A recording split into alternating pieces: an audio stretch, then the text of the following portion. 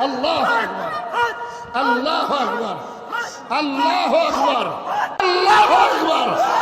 محبت میں تیرے ایجاد خدایا، تیری در پہ ہم کو لگا لے خدایا۔ آمین بولیں، آمین بولیں۔ بسم اللہ الرحمن الرحیم۔ یہ بنگلہ دیش کی کہیں کی ویڈیو ہے، جیسا کہ پیچھے بنگلہ زبان میں کچھ لکھا ہوا بھی ہے۔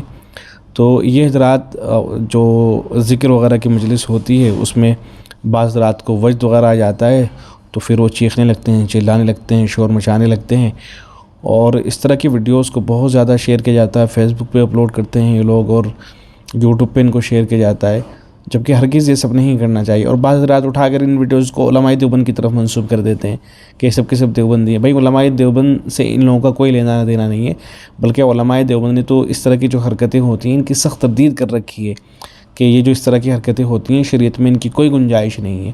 حضرت اقدس مفتی سلمان صاحب منصور پوری دامت برکاتہم العالیہ سے اس طرح کے لوگوں کے بارے میں سوال کیا گیا تھا، تو حضرت نے سخت الفاظ میں تردید کی تھی۔ وہ ویڈیو شاید کہ میں تلاش کرتا ہوں، اگر مجھے مل گئی تو اس ویڈیو کے ساتھ میں اس کو لگا دیا جائے گا۔ ایک اور سوال ہے کہ ہم نے سنا ہے اور بعض جگہ دیکھا بھی ہے کہ بعض مشائخ ذکر کی مجلس منعقد کرتے ہیں اور اس کے درمیان میں کچھ لوگوں کو وجد آ جاتا ہے اور وہ ایک دوسرے کو دھکے دینا شروع کر دیتے ہیں اور ناچنے لگتے ہیں۔ تو کیا اس طرح سے ذکر کی مجلس منعقد کرنا کیا شریعت میں ثابت ہے؟ کیا صحابہ کرام رضی اللہ تعالی عنہم سے اس کا ثبوت ملتا ہے؟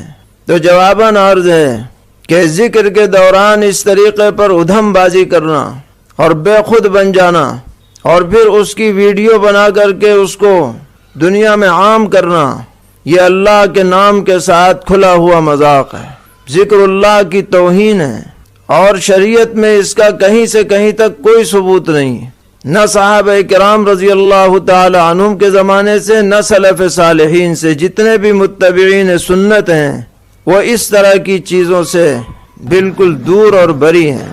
اللہ کے نام کا ادب یہ ہے کہ عزت اور احترام کے ساتھ، خشوع و خضوع کے ساتھ، دل کے استحضار کے ساتھ اسے ادا کیا جائے، اور ایسی حرکتیں کرنا جس سے ایک نہایت غلط اور منفی تاثر دیکھنے اور سننے والوں پر پڑے، یہ شریعت کی خدمت نہیں ہے، بلکہ یہ شریعت کی جڑوں کو کھوکھلا کرنا ہے۔ ایسے مشائخ نے تصوف کو بدنام کر رکھا ہے، اور اگر انہوں نے اپنی اصلاح نہیں کی اور اس طرح کی حرکتوں سے نہیں بچے تو اللہ کے ہاں ان کا مواخذہ ہوگا اور بچ نہیں پائیں گے۔